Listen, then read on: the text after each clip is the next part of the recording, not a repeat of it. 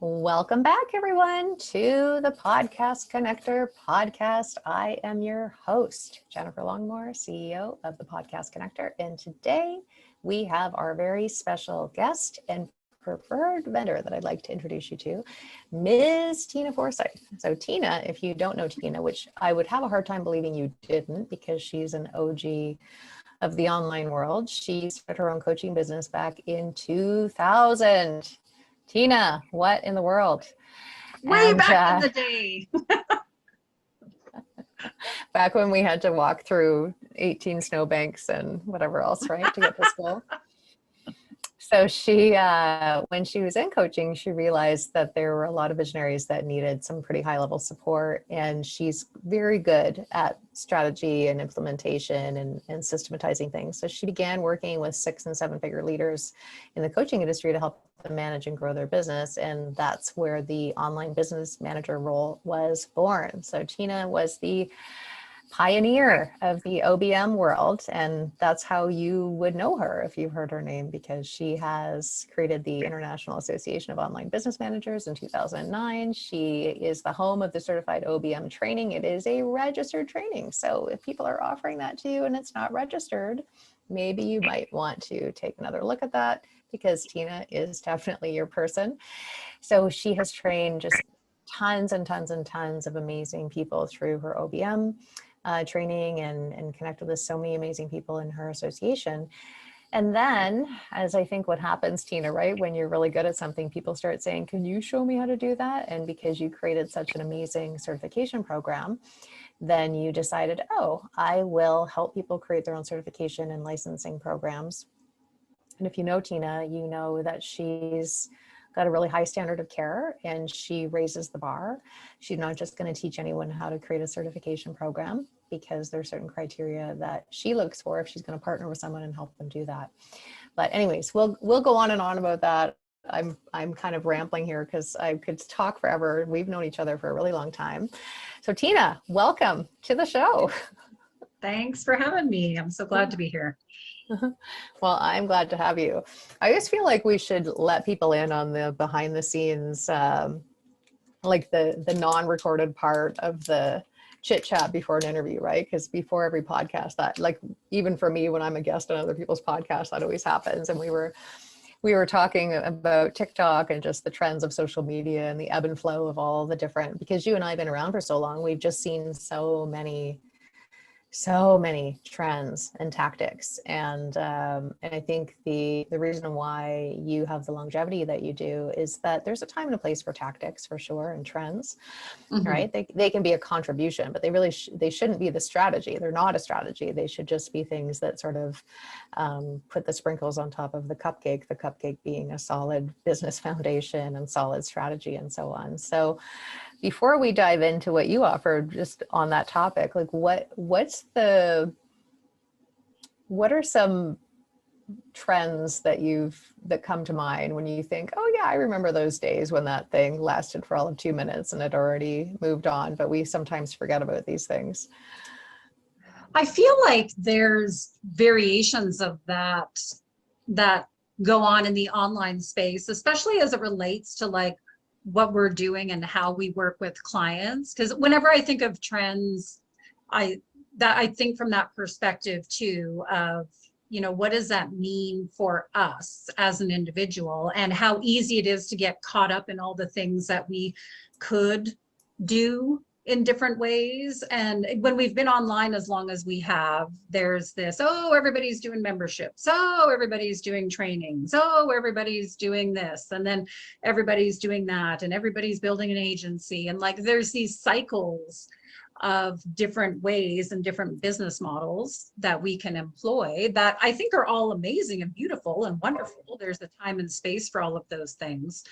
But it's really being aware of like not getting too caught up in that as well. Like when we talk about the certification side, because like you said, Jennifer, that's exactly what happened for me. Is I was doing my thing, running my own certification. People started popping up and saying, you know, tap, tap, hey, Tina, how do I do that too? You know, and at first it was like, oh, let me give you a couple of tips. And then over time, I really started to work with people in a more direct, in-depth way to help them develop their certifications. And strangely enough, one of the things I always say is a certification is not for everybody to create. Like, it's not the right business model for everybody out there. There are some very key things that you want to have established and you want to have in place, and it needs to be the right time as well to be doing that. And that can apply to any type of business model out there. But, you know, in particular from my world, talking about the certification piece,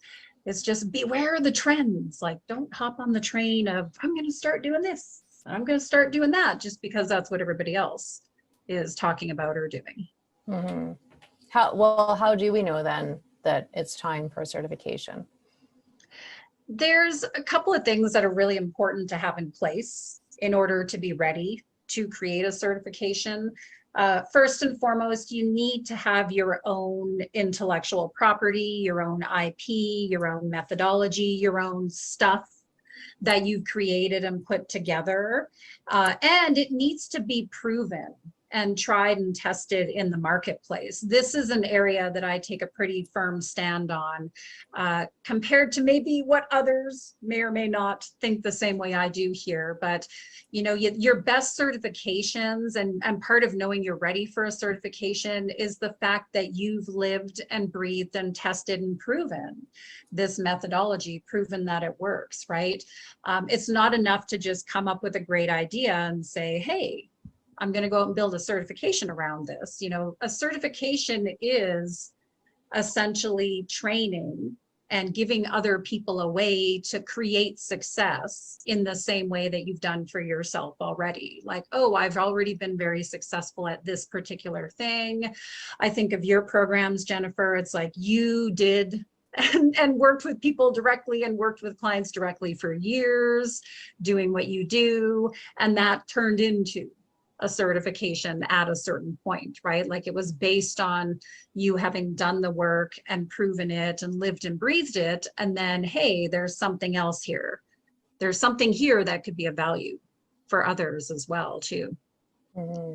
I love that. So for those of you listening, you may not know that I have some other companies, and that's what got me here to the Podcast Connector, was me doing a lot of interviews and major media and publishing all kinds of books and various things, right? I have this weird, like, unintentional media journey that in some ways is more robust even than some of the other things in my business. But yeah, we're talking about the certifications of my other company, which Tina incidentally is helping me with, because, you know, I'm a generator and I'm a quick start and I'm a quick follow through.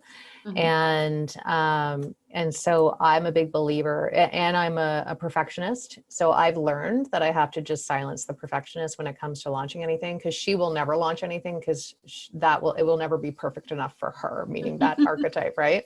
So I'm of the notion that, yeah, like, only offer, I don't offer anything that I haven't mastered. That doesn't mean I'm perfect in it, but I do feel that I have to be more than competent, right? My job is to teach people how to be competent through my programs. Obviously above competence would be great. But I build it as I go, because I realize that it's only in launching it that I can, you know, like, I'll usually launch it as a beta, and then I start to learn, oh, okay, ooh, I didn't realize I needed to build that out more or whatever, right? And so the price point reflects that. But I do think a lot of us, myself included, can build things, including a business, from just throwing a bunch of duct tape on things, and we have to be able to take that off and put some Gorilla Glue in place. That's fine, I think, for a lot of different business models out there. Like, I always say that, I mean, I'm definitely a high quick start. I'm a visionary. I'm all those things. There's been plenty of offers, programs, coaching, different things I've done over the years where it really was a let me make it up as I go kind of thing. Like, let me throw this out there. Let me see what happens. Let me see who's interested or what it is or what it isn't. And that can work for a lot of different things. But with a certification, you do have to be more purposeful and specific around that. You know, it definitely is a business model that you can't just throw together and make up as you go. Or if you do that, at least it could be very risky and potentially, you know, cost you in some bigger ways down the road, especially if you're not protecting your work and the right agreements and all kinds of things that you need to have in place for that.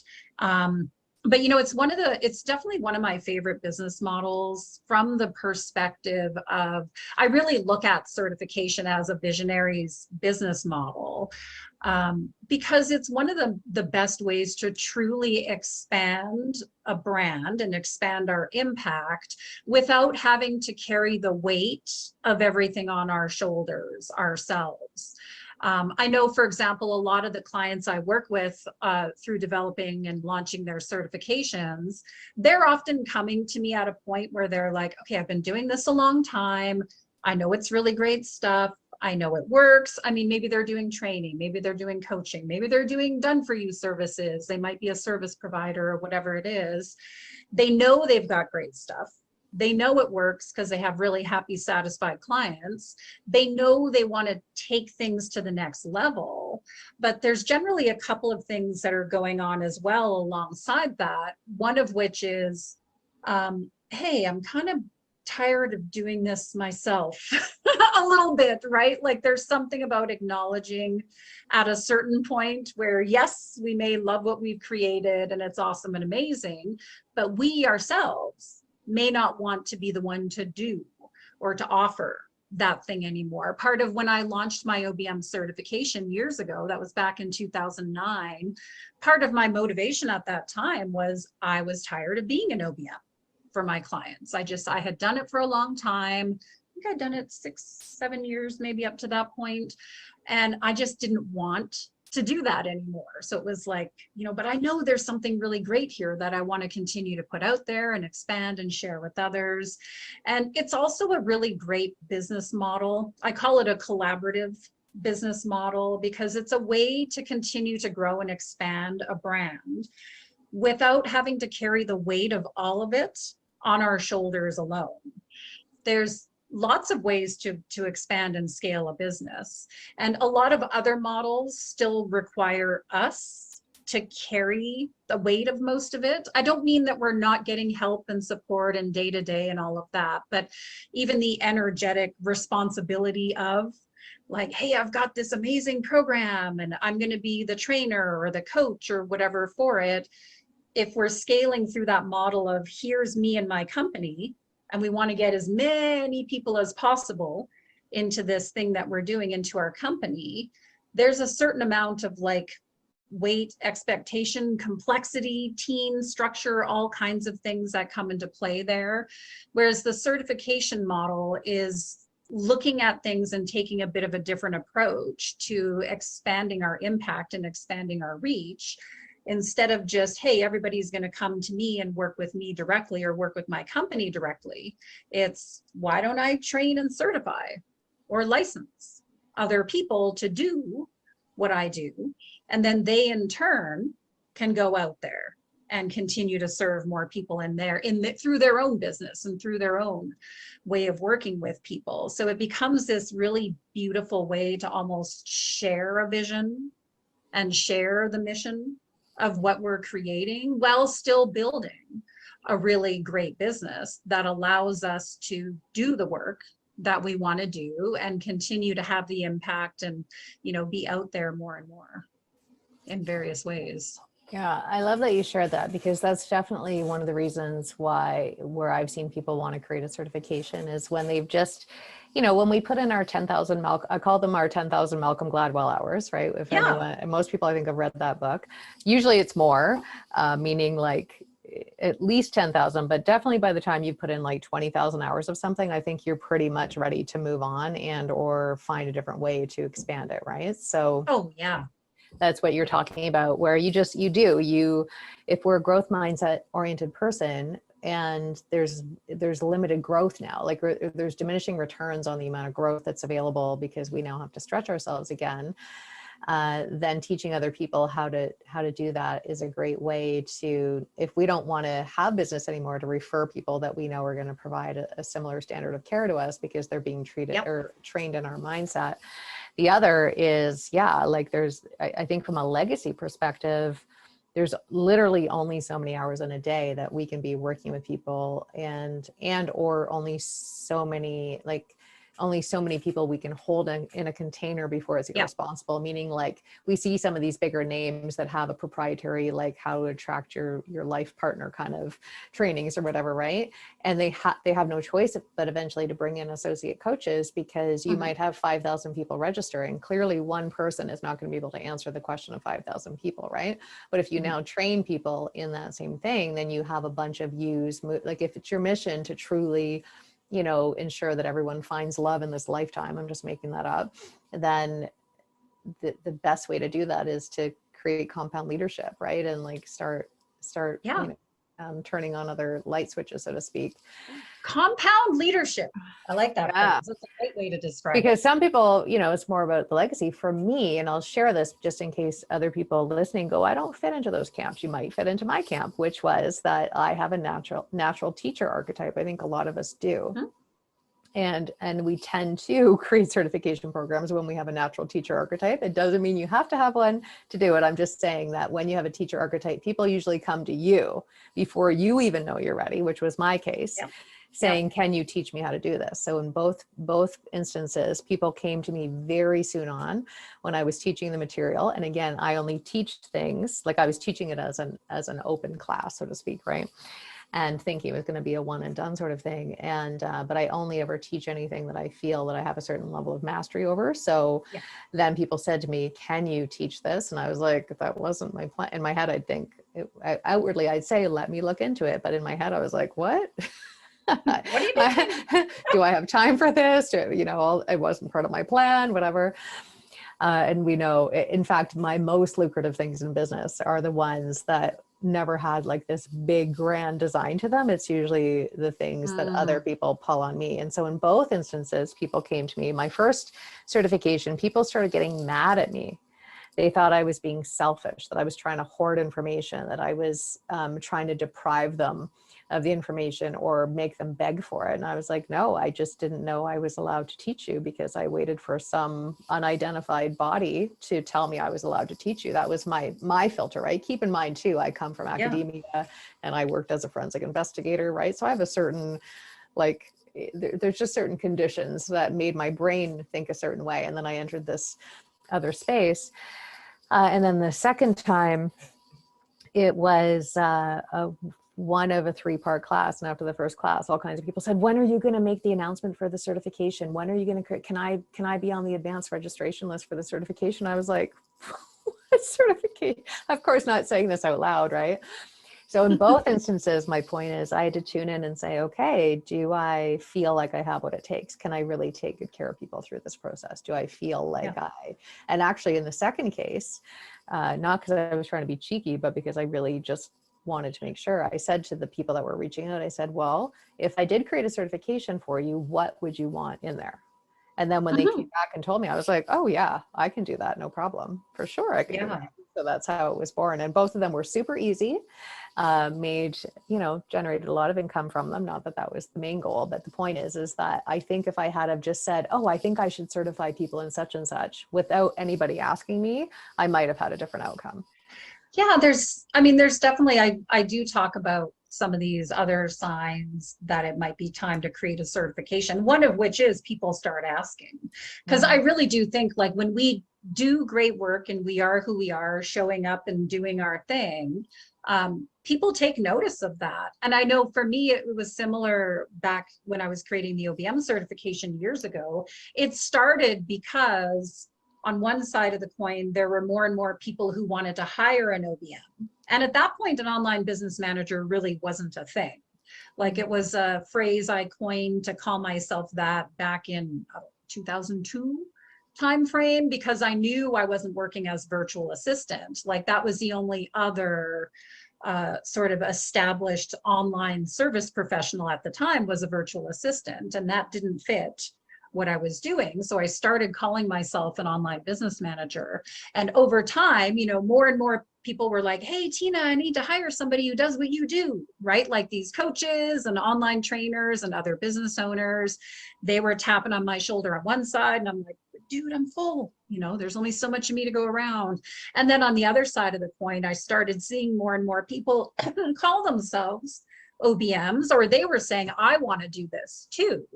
And it was, I don't know if I've shared that with you, Jennifer, but I wrote my book. When I wrote my Becoming an Online Business Manager book, I thought that was the end of it. I'm like, okay, I wrote a book. But you're laughing. Yes. I'm like, literally like, I wrote a book, go read the book, go be an OBM, go on your merry way, bye. Yeah. You know, and within, the book came out in October 2008, and we launched the association by the end of that year, and the certification, the first certification ran in April of 2009. So within like 6-ish months, you know, that book turned into a certification. And a book is a beautiful start to a certification for sure, for those of you that are writing books or have written books already. But you know, it really was this sort of one of those signs being that people want to do what you're doing, and they're tapping you on the shoulder and saying, hey, can you share more with me about this? Or this might sound like a bit of an odd one because we don't want this to happen, but if and where you see people using your stuff, right, in a way that they shouldn't be. Like if you've got a training program and people are taking stuff from your training program and then they're starting to train people with it, or they're using it with their clients, they're doing stuff that really they should not be doing based on copyrights and agreements and so on. On one hand, yes, it's like, no, you shouldn't be doing that. Like there's a legal and a, you know, an agreement consideration there to look at, but it's also looking at this idea of, okay, if they're using your stuff, they're using it because they want to be using it. Like there's something in there that they're finding very valuable and attractive and important. So, hey, why not rein that in and structure it in a way that does have, you know, the right license and or certification and structure around it so that everybody's in integrity with it, and so that you're able to also offer this as an option for people in a way where you're getting paid and being honored for the work that you've created. You know, there's a lot of, I think that, and the other timing aspect with certification too is, I mean, like anything in business, to some degree, there's the time, when's the right time to do it, but then there's also, it's, you know, when do I want to do it side of it too. But it takes a fair amount of effort to really especially up front with the certification. That's the work I do with my clients, is really designing and laying out and working through and structuring and getting everything in place for this certification. That can take a chunk of time. It doesn't have to take a super long amount of time, but you want to really fit it into the flow of what you're doing in your business overall, versus just like you and I shared, we've already, you know, you and I will both operate this way sometimes, where it's like, oh, let me just throw this out there, or hey, let me make this up as I go. We do want to be pretty strategic and purposeful with it. But you know, it's such a great time, the season we're in the business world at large. I mean, I tend to work very online, so I think a little bit more from an online perspective, but this can certainly apply in all kinds of ways. There's so many people now, like what we've seen over the past few years with like the age of COVID and people working from home, and the way, part of the way how like the business and work world is changing is there are just more and more people that have either started their own business or want to start their own business. And once upon a time, like back in the days, what was it, when we were walking up 18 snow hills or whatever to start our businesses, you know, a longer time ago, when we wanted to start a business years ago, we had no choice but to create our own stuff, right? It's like there was no way to get certified, or there weren't these other options to really like follow in somebody else's footsteps and follow their flow and use their IP. We had no choice but to make up our own stuff and go out and do it. But now with more and more people coming in to start a business, like not everybody wants to or is meant to create their own IP, create their own stuff. Like there's a world of people that are really hungry to plug into something that is already proven, that's already tested, that we already know works, so that they can like fast track their own business growth. You know, they can skip that whole, when you certify someone, you're allowing them to like skip that whole piece of the journey where it's like, what am I doing? What's working? Who do I want to serve? How do I want to structure this? Do I want to do it this way? Do I want to do it that way? Like there's that whole part of the earlier stages of business growth. When somebody gets certified, they get to skip all that and they can just jump straight into, all right, I've got this, I've got this proven methodology. I'm learning it. I've been working with it. I've been certified in it. I'm ready to rock and roll, and away they go to grow their business. Like this is a really, really great time to be offering something like this when we have that proven methodology to be able to offer. Yeah, I agree with you. And, even if we just look at the stats, 10% of people are natural leaders. So all of you listening to this would be, right? Because we're speaking to experts and thought leaders, and another 20% can be taught to be leaders.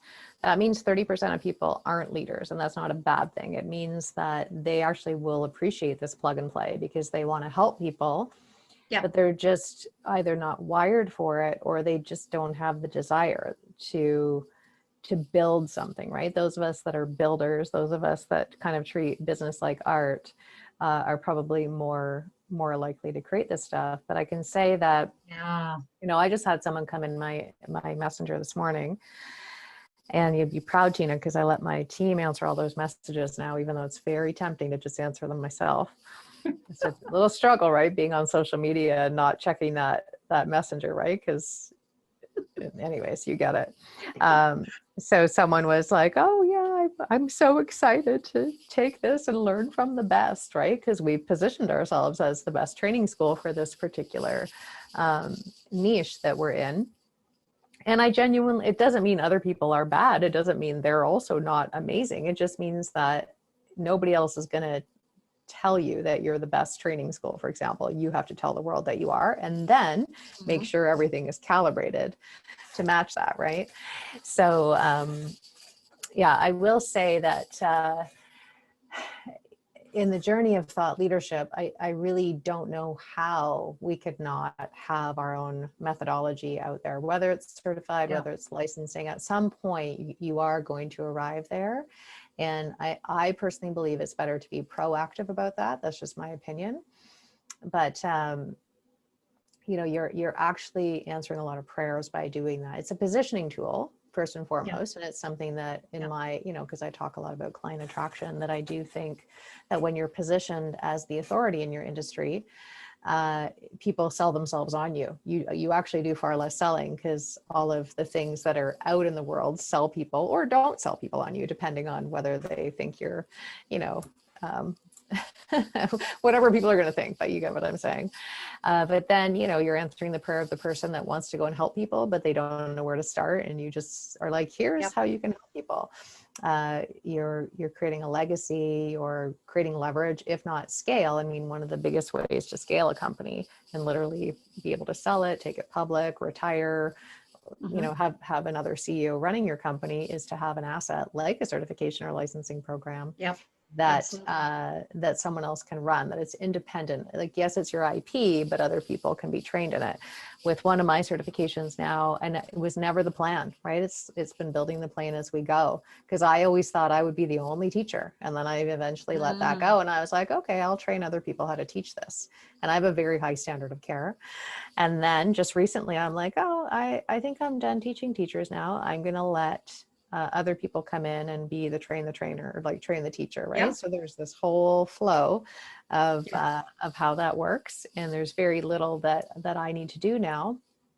And that's just like you said, you get to a point in your journey, I think, where it's kind of inevitable. I think if you're feeling bored or restless, or you're feeling, as a growth mindset person, right? This is you're when it's time to create something like this, you're probably going to feel some restlessness. The other thing I was going to say too, and I'd love to have you speak more to this, because I know some of our other cherished VIPs and other experts and other people listening to this either want to break into corporate and or are already serving corporate, and they're getting approached, right? Especially like you brought up COVID, right? There's all this, like, how do you lead a team virtually? How do you lead people through surge capacity? How do you lead people through existential angst? How do you lead people through, like, these are very to not overuse the word that was overused in 2020, unprecedented times. Yeah. Right. Yeah. Like that was the big thing in 2020. And, but I know a lot of people have great success licensing their IP to corporate. Like we're talking multi 6-figure, if not 7+ figure licensing deals, right? So Yeah. can you speak a little bit more about that? Yeah, I mean, it really depends on what it is you've created and how it works and what it serves. You know, if you're coming from a background of having really mastered various aspects of working in corporate, then by all means, you can license and or train and certify other people to do the same. If you've created some great training or methodology that can become like its own standalone sort of thing, like workshops or different aspects of that, those can be offered into corporate environments from like a licensing perspective of here's a license for however many people to go through this training or go through this program or use this methodology. There's some really great ways to expand in that sense. You know, the corporate side of things tends to lean more into the licensing piece of it as opposed to the certification side of things, although there's certainly some overlap between the two there. But even like you were saying, the idea of like the world going, I mean, we kind of chuckle because we were already all working online.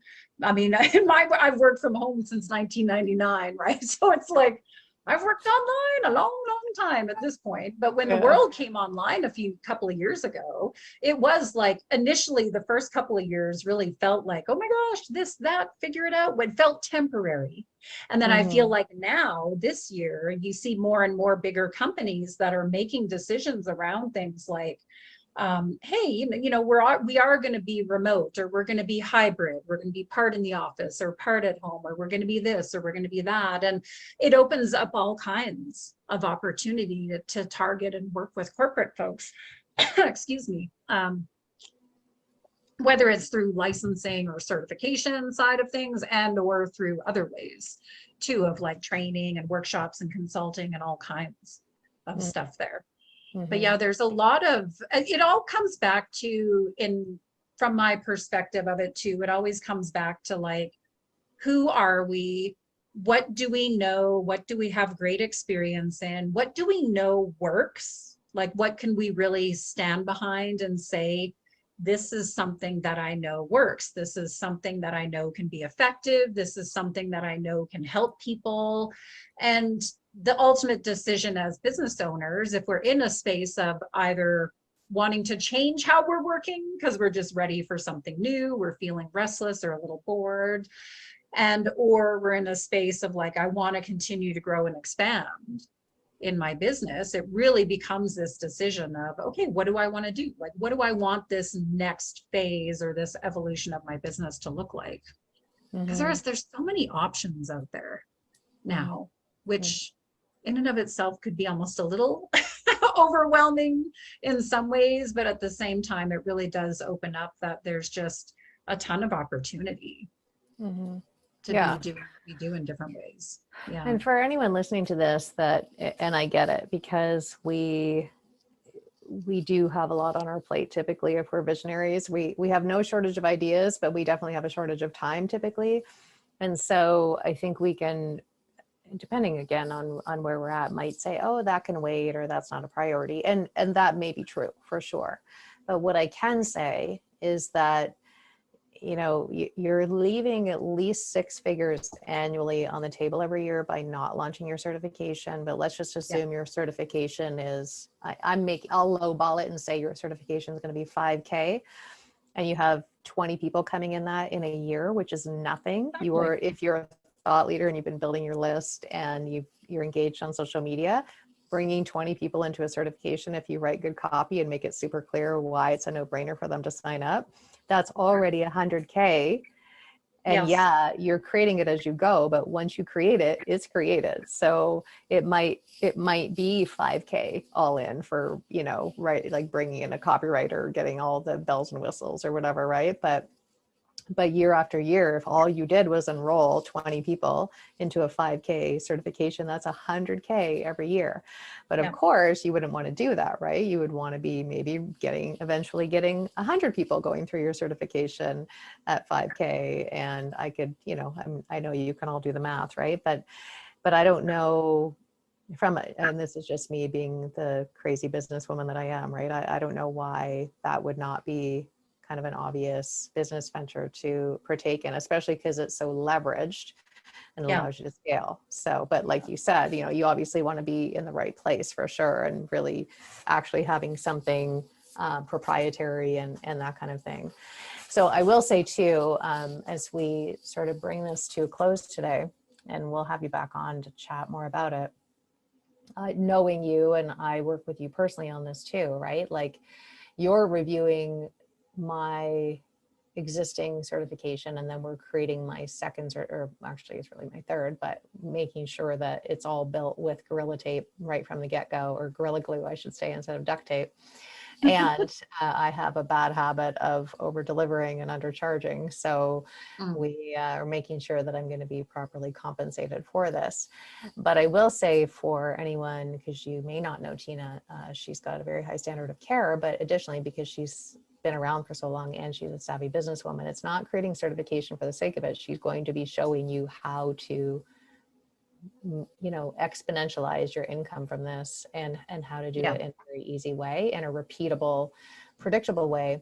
So it's of all the things that we get invited to invest in over any course of a year as business owners, right? There's never a shortage of opportunities to sharpen our saw, or to learn how to build a membership, or learn how to do this new thing. In my opinion, and yes, I'm a little biased, I do think a certification is a no-brainer, especially if we're out in the world as an expert or thought leader. We're definitely building our authority platform. So, Oh yeah. so whether you have one, Tina can absolutely look at it and audit the entirety of your program, to then look at what can be optimized, where there might be micro leaks and things like that. And then of course, if you have IP, and it's usually those of us that are overqualified and we're suffering from imposter syndrome, like, who, me? I've got something to say. We're usually the ones that actually have a lot to say. Tina can help you, extract that, but it's definitely worth at least a chat to see how she can support you. So Tina, as our preferred vendor, this is for all of you listening, we only invite in people that I personally know and know are amazing at taking care of people and are really amazing at what they do. And we only have one preferred vendor per category. And Tina is going to be our go-to person for helping you create certification and or expand your existing certification. So what is the best way for people to follow up with you? Yeah, you can email me, Tina, at tinaforsyth.com. That is definitely probably the most reliable way for us to connect. I'm also, or my website is tinaforsyth.com as well.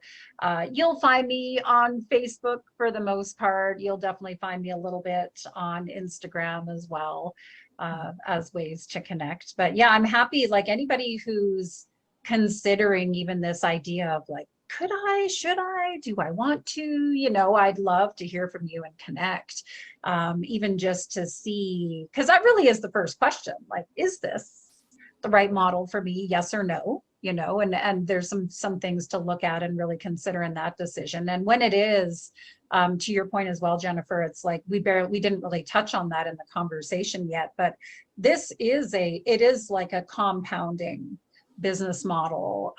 As you certify more people and more people become certified, and when you're looking at things like renewing their certification or ongoing programs or continuing education for them, or some of the maybe royalty commission sides or different things that can get built into this model, like it really is a model that every time someone goes through your program and becomes certified, it like continues to build and build and build that community over time. And it can provide some amazing things to your business and growth and income over the years as well too.